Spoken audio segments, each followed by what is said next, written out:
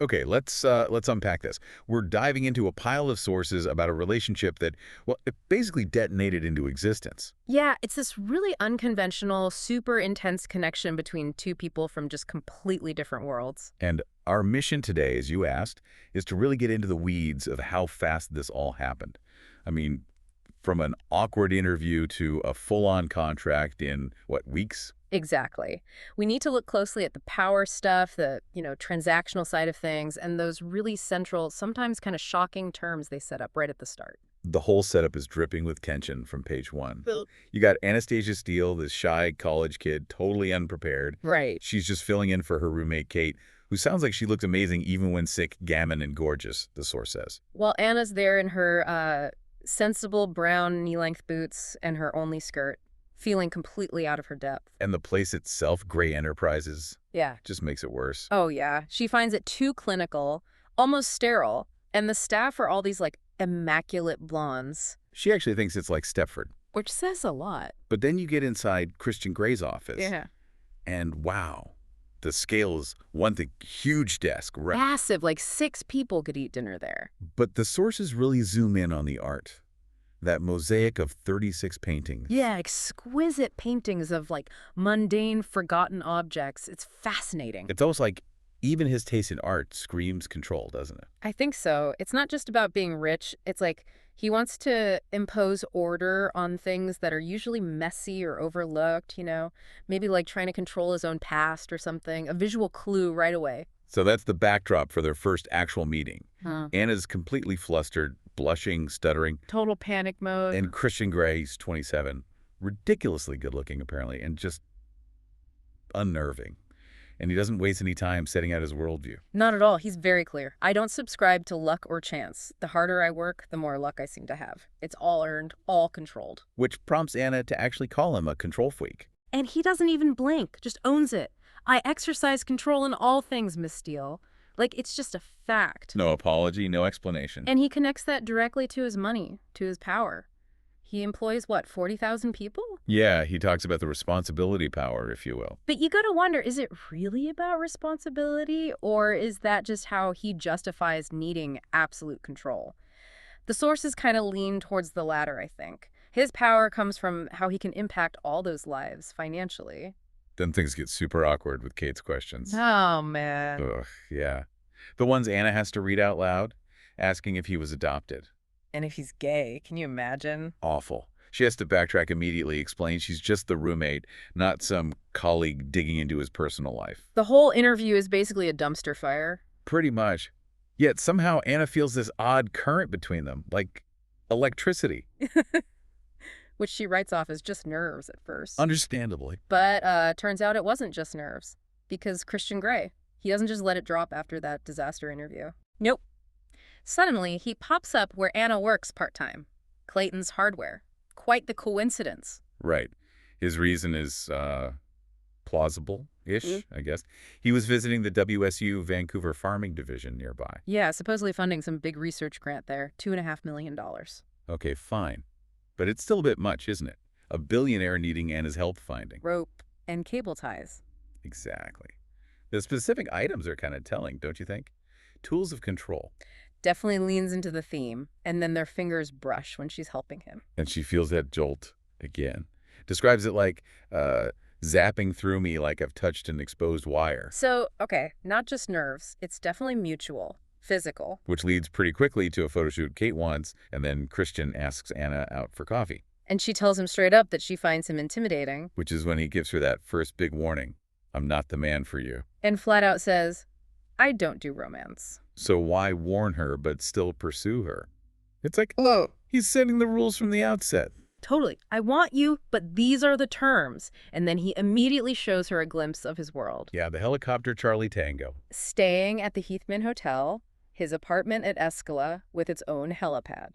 It's not just showing off wealth. It's showing off a life built for, maximum control and distance. And even Anna's roommate, Kate, picks up on the danger. Right. Kate warns her, calls him dangerous, especially for someone like Anna, an innocent. The alarm bells are ringing pretty loudly in the narrative here. Huge gap between his world and hers. But despite all those warnings, things keep escalating.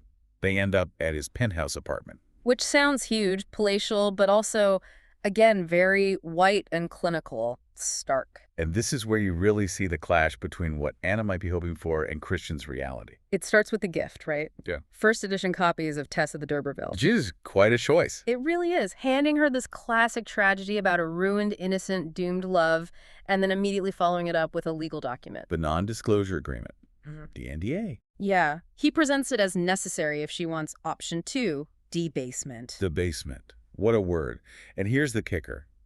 She signs it without reading it. How do you even process that? Why would she do that? It's got to be the curiosity, right? Mm-hmm. Or maybe just being overwhelmed. She chooses finding out more over, basic self-preservation. And that word debasement, it's so cold, so technical.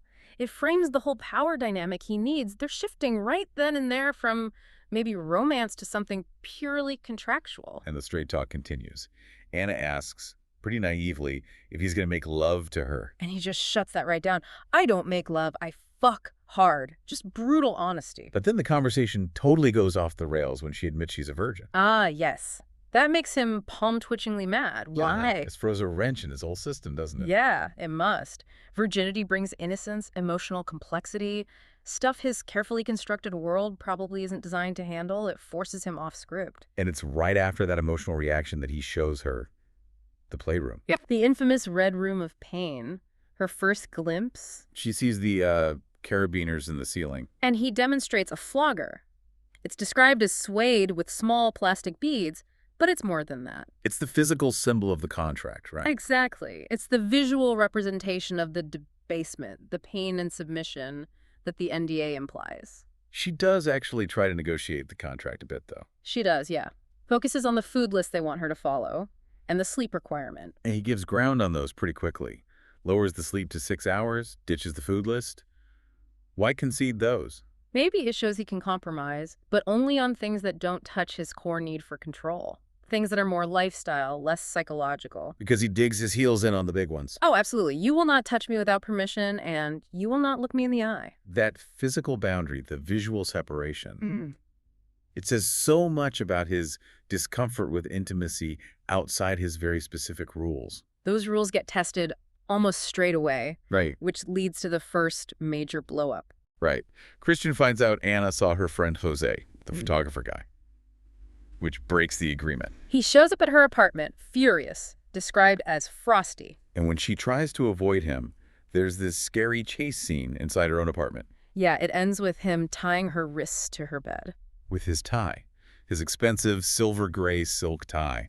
Such a personal item used for restraint. And then he punishes her, administers 6 times with his hand for defying him. And Anna's reaction is complicated. Extremely. She feels demeaned, debased, and abused, utterly violated. But then, immediately after, she admits she was aroused. And felt radiant, which she finds deeply confusing and humbling. That contradiction, feeling abused but also aroused, that's central to what the source material is exploring here, isn't it? The whole submission and control dynamic. Absolutely. It's the core tension. And it's in the aftermath of this punishment that Christian's own control just shatters for a moment.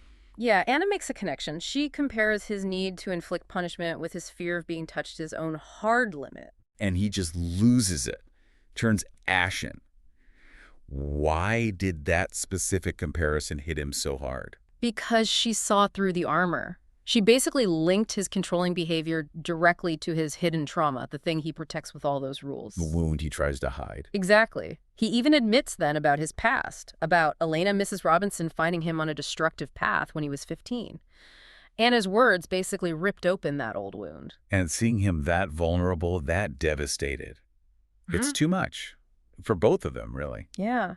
Anna finally realizes it just can't work. I don't think I can be everything you want me to be. It's the breaking point. And in a really powerful move, she asks for her money back. The money from her old car, the Beetle that he sold for her. She rejects the gifts, the transactions, everything. Right. She refuses any reminder of him, of their arrangement.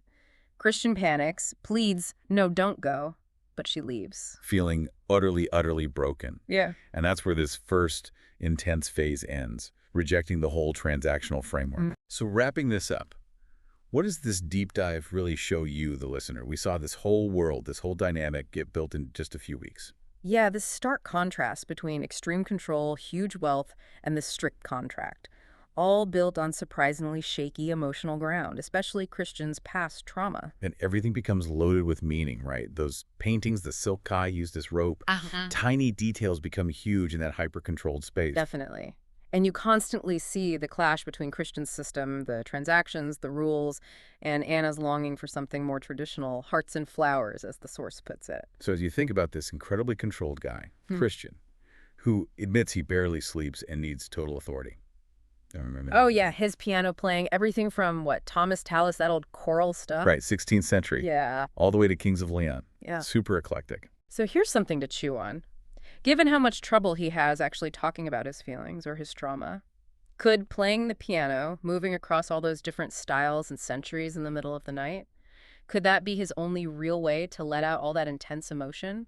The stuff he keeps locked down tight with rules and contracts all day? A nonverbal release for all that internal chaos. Maybe. Something for you to ponder.